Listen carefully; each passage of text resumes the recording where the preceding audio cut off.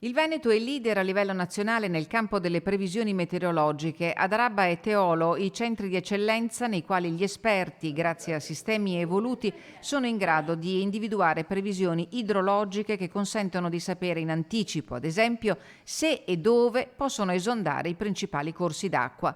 Un ambito, quello delle previsioni, nel quale la Regione sta investendo nell'ottica della prevenzione. Si parte dalla previsione meteorologica, le previsioni idrologiche, poi le previsioni idrauliche, grazie a un modello che abbiamo messo in piedi in collaborazione con l'Università di Padova, per poi arrivare ai cosiddetti bollettini di allertamento quando le condizioni meteo si presentano preoccupanti. Al centro meteo di Arabba stamattina l'assessore Bottacina ha voluto incontrare i massimi rappresentanti dell'Arma dei Carabinieri, dei Vigili del Fuoco, dell'Esercito e della Protezione Civile.